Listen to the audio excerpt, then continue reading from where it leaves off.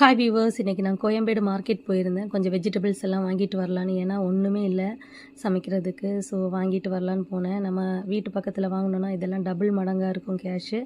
So அங்கே போய் வாங்கிடலான்னு போனால் எல்லாம் 30 ருபீஸ் 20 ருபீஸ் அந்த மாதிரி இருந்தது. அப்புறம் நான் நெல்லிக்காய் வாங்கிட்டு வந்தேன். ஒரு இந்த இருக்குல்ல இந்த மூட்டை, இது வந்துட்டு 50 ரூபான்னு விற்றாங்க. நான் வந்து டெய்லி காலையில் ஒரு 2 நெல்லிக்காய் போட்டு ஜூஸ் குடிப்பேன்.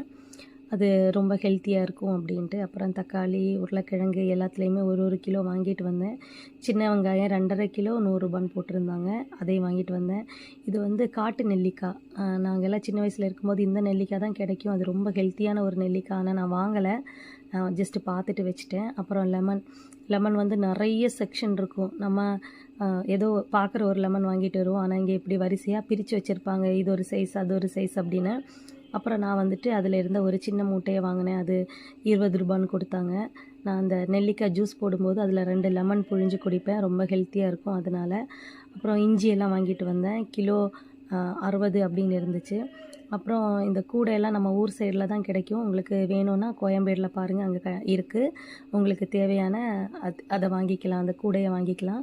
அப்புறம் வாழைத்தண்டு வாங்கிட்டு வந்தேன். ஒன்று 10 ரூபா அப்படின்னு வாங்கிட்டு வந்தேன்.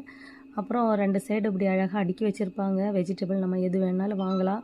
நான் இந்த சொரக்காய் வாங்கினேன். இது வந்து நாட்டு சொரக்காய், நல்லா உருண்டையாக இருக்குது இல்லையா? இது ரொம்ப டேஸ்ட்டாக இருக்கும். அதனால் அந்த உருண்டையாக இருக்கிறது வாங்கினேன். 1 கிலோ இருந்துச்சு. 30 ரூபான்னு கொடுத்தாங்க. அப்புறம் எங்கே பார்த்தாலும் ஆப்பிள் தான்.